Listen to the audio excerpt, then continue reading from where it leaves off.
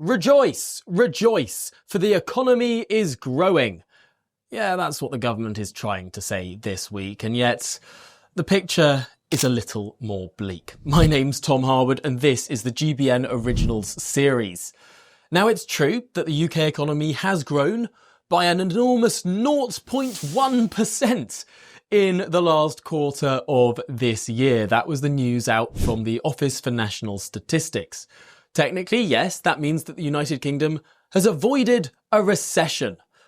But what does it actually mean for you and I? What does it mean in real terms? What does it mean for how households are actually feeling? Because there's another measure that the government has been talking about less and less in recent months, and that is GDP per capita. Yes, whilst the economy grew by 0.1% in the last quarter, the population grew by more, which means that shared out between all of us, there is less money. Yes, it's what the Taxpayers Alliance have been calling a personal recession. Why? Because in the last two financial quarters, we've seen per person GDP go down. That means that as we take the normal definition of a recession to be 2 consecutive quarters of economic contraction, well, we have now seen 2 consecutive quarters of economic contraction measured on a per capita basis. As the Taxpayers Alliance call it, a personal recession. Perhaps that explains more how we're feeling, how consumer confidence is doing. When we see the word growth, it doesn't seem to match our experiences of what we see out there in the world today. So perhaps that per capita measure is much more viable and is much more real in a sense of how we feel the economy is doing. Ultimately, it's how much money there is to go around, because we need to count how many of us there are that it goes around. The Chancellor used to agree about this too. Back in 2023, Rachel Reeves tweeted that we would be measuring our economic performance as a country under a Labour government by GDP on a per capita basis. This was the basis of the Chancellor's then pledge, well, the then Shadow Chancellor's then pledge, to have the UK as the fastest growing economy in the G7. It was to be measured on a per capita basis, that growth. So why then, when we see reports from the Office for National Statistics or press releases from Number 11 and the Treasury, why then are they not measuring GDP on a per capita basis? Have you been getting a load of spam in your email recently? What about random calls? It's really annoying, isn't it? Data brokers are out there collecting your personal information. Anything from your email, your full name, your address, and even your political affiliation. Cyber criminals can even use AI to mimic the voices of friends and family to trick people into sending them money. And it gets even worse. People out there are getting huge loans taken out in their names without even knowing about it. But don't worry, because the sponsor of this video, Incogni, can help. They reach out to the data brokers on your behalf and request that your information is removed from their databases. Incogni continues to make sure that your data is removed automatically from the internet via repeated removal requests. So, how can you get started? Well, step 1, hit the link in the description. Create an Incogni account and tell us whose data you'd like removed. Step 2, grant Incogni the right to work on your behalf. Step 3, sit back, relax, and watch Incogni work. They will update consistently so you know when your data has been removed. Incogni is risk-free for 30 days, so you can try it for yourself and you'll get a free refund if the service isn't for you. So take back your personal data today with Incogni. Use the code GBNews using the link in the description below and you'll get 60% off an annual payment plan. Is that because it's slightly embarrassing for them to do so? Given the per capita rhetoric of the Labour Party in opposition, it seems to have fallen by the wayside now, but given that rhetoric in opposition, surely we would have expected some rules to be changed in how this data is measured, and frankly how this data is published and displayed. Per capita GDP has become the figure to look at for so many different observers analysts and economists, it indeed was the figure to look at for the Chancellor too, before she became the Chancellor. Yet now, it's gone by the wayside. Why is that? Perhaps it's because it wouldn't look like a very pretty picture. But what options does the government have now? What is the future going to look like? The Chancellor says that she takes long-term decisions, that we won't feel the impact of those long-term decisions for some time yet to come. But shall we get the words now of an economist? Shankar Singham is a trade expert and heads up the Growth Commission in the United Kingdom. So just how is the UK doing when it comes to growth? Okay, well, now to continue our discussion about, the personal recession, isn't it, really? As we were saying, Chairman of Growth Commission, Shankar Singham, is with us. Thank you very much indeed, Shankar. As we were pointing out, yes, a tiny little bit of growth overall in the last quarter, but we don't feel any richer. No, that's right. Essentially, GDP has increased by 0.1%, but the Prime Minister has made it very clear that he wants to increase household income, which is best proxied by GDP per capita, as you noted in your segment. That has fallen by 0.1% in the last quarter. I think that there's some significant issues here.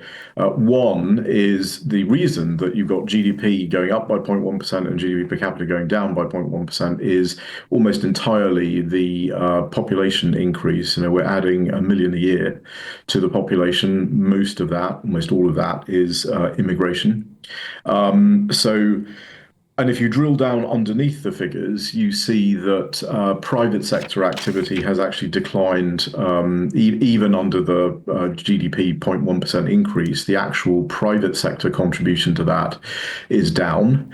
That is crucial, Shankar, because that's the bit that pays for the public sector. Yeah. So the bit that generates the tax is actually smaller, and the bit that eats up the tax and the borrowing, that's the only bit that's growing. Yes, exactly. So what your viewers sort of should understand about the GDP number is it does include government spending. So it's not just private activity, it's also government spending. And GDP per capita also includes government spending. So government spending is up. In the Growth Commission, we've now done 3 budgets for the UK. Our comment, we think you could, if you do the right things, increase GDP per capita of the UK by about 26% over the next 20 years, so a little bit more than 1% over the trend line. But that requires a lot of regulatory reform. It requires a lot of tax reform. Some serious things that need to be done. After the autumn budget, we assumed that the government would succeed on their planning reform, which is a big driver of growth. And all the other things, even with the planning reform, contributed to what we felt was going to be about a -8% GDP per capita change over the next 20 years. It's interesting that the last 2 quarters, the last half year, is almost exactly on that track. Oh, great. Shankar, properly depressing if that's our trajectory. So we're just going to be feeling poorer and poorer if things don't radically change. We've got this spending review. We know Rachel Reeves is very worried about the lack of money. We're hearing that all this headroom has disappeared. We're hearing sort of rumours that potentially Rachel Reeves could decide to go after things like cash ISAs. We're at that point now. Shankar, where does she go from here?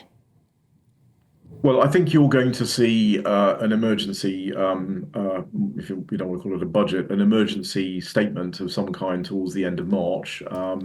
And what we would recommend that the Chancellor do is have a long, hard look at some of the growth-killing measures in the last budget, particularly the tax increases, particularly things like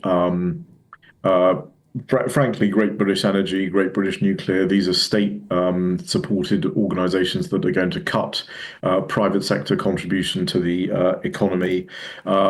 Full planning reform, not just tweaking the edges of planning reform. So They're going to have to look at the role of statutory consultees. They're going to have to look at judicial review. They're going to have to look at zonal planning. So massive changes. I mean, almost a repeal of the Town and Country Planning Act is really what is required on an emergency basis.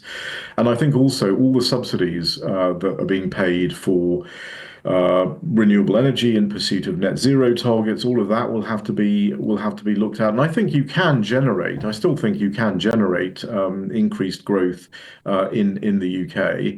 We're going to have to look, if the president of the US, Donald Trump, does impose tariffs beyond the steel and aluminium tariffs we've just seen, if he imposes those generally across the board, that is going to be a further hit to the UK economy. And I expect that Trump is quite predisposed to offer a trade deal of some kind to the UK, which I would strongly urge the government to take up, because I think that's what will generate, the conditions for the kind of regulatory reform that frankly we need to see. Yeah, that would be the big booster. But frankly, would this government accept chicken that's been washed in chlorine in our shops? God forbid. Shankar Singham, thank you very much. Personally, I love American chicken, but they wouldn't have to. We've already signed the chapter that the Americans would put on the table in that area of SPS. Oh, really? It's already been ported over from the CPTPP, which we've just signed. And all it will say is that we commit to sound science in our agricultural regulations and basically as much as what the WTO says. That's really, really interesting. Well, Shankar Singham, but perhaps this US-UK trade deal isn't a pipe dream after all. But Chairman of the Growth Commission, really appreciate your time this afternoon. Thanks for joining us. God, I'm fed up. Anyway. Well, there are options for the government to take if it does want to boost the sclerotic growth rate of this country. But will the government take those options? Will they do full fat planning reform or just the tinkering to the policy planning framework that we have seen so far? Will they take those big decisions when it comes to US trade? Will they take those big decisions when it comes to tax? Or will we see more of the same? Well, we'll be following all the action here on the GB News YouTube channel. So remember to subscribe to stay completely up to date on all the twists and turns of our economic story.